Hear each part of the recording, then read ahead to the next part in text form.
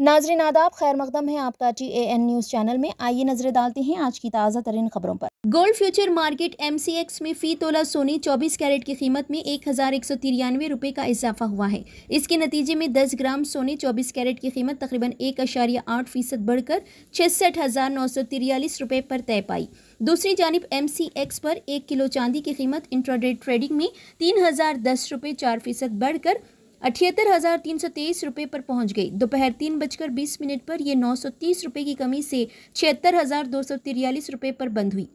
तेलंगाना के दारुल हुकूमत हैदराबाद, कर्नाटक की राजधानी बेंगलुरु और महाराष्ट्र के दारुल हुकूमत मुंबई में 24 कैरेट सोने की कीमत 1,090 रुपये के इजाफे से 67,420 रुपये हो गई और जेवरात में इस्तेमाल होने वाले 22 कैरेट सोने की कीमत 1,000 रुपये से बढ़कर 61,800 रुपये हो गई। दिल्ली में 24 कैरेट सोने की कीमत 1,090 रुपये से बढ़कर 67,570 रुपये हो गई, जबकि जेवरात में इस्तेमाल होने वाले 22 कैरेट सोने की कीमत 1,000 रुपये बढ़कर 61,950 रुपये पर बंद हुई।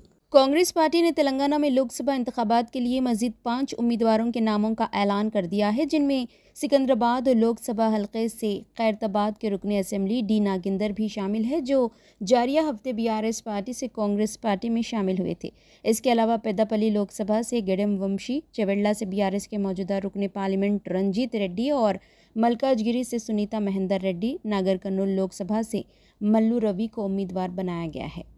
इन्फोर्समेंट डायरेक्टरेट के ओहदेदारों ने दिल्ली के चीफ मिनिस्टर और आम आदमी पार्टी के कन्वीनर अरविंद केजरीवाल को जुमेरात की रात तकरीबन 9 बजे दिल्ली शराब मामले में गिरफ्तार किया।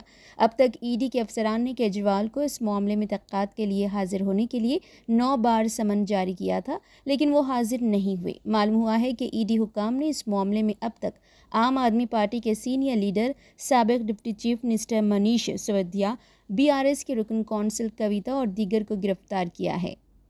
हैदराबाद में एक बंदूक बरादर को उस वक्त फरार होने पर मजबूर होना पड़ा जब माँ बेटी उस पर टूट पड़े। ख़वातीन की बहादुरी का ये वाक़या हैदराबाद के बेगमपेट रसूलपुरा इलाके में जुमेरात की शाम पेश आया। ज़राए के मुताबिक एक शख्स जो हेलमेट लगाए हुए और बैग लिए हुए था, ख़वातीन के मकान में दाखिल हुआ और उसने उन पर बंदूक तान दी। समझा जाता है कि वो उनके मकान में डकैती के मकसद से पहुंचा था। घर में मौजूद माँ बेटी ने बंदूक की परवाह नहीं की और फौरी हरकत में आ गए और डाकू पर झपट पड़े, जिसके साथ ही वो परेशान हो गया। माँ और बेटी दोनों उस पर झपट पड़े। शुरू में डाकू उन पर भारी पड़ा, लेकिन बाद में माँ और बेटी की बहादुरी के नतीजे में डाकू परेशान हो गया और उसने वहाँ से भागने में ही आफियत समझी। इस दौरान माँ ने डाकू के हाथ से बंदूक भी छीन ली थी। आखिरकार डाकू माँ बेटी से बचता बचाता दौड़ता हुआ उनकी गेट से बाहर निकल पड़ा।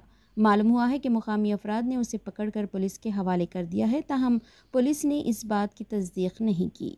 भारतीय जनता पार्टी ने लोकसभा इंतखाबात के पेश नज़र अपनी तीसरी फहरिस्त जारी कर दी है। पार्टी ने जुमेरात की शाम तमिलनाडु से 9 उम्मीदवारों की फहरिस्त बाज़ाब्ता तौर पर जारी की। तेलंगाना के साबिक़ गवर्नर तमिलिसाई सुंदरराजन का फहरिस्त में नाम शामिल किया गया है कि वो चेन्नई में जनूबी पार्लिमानी हल्के से इंतखाब लड़ेंगी।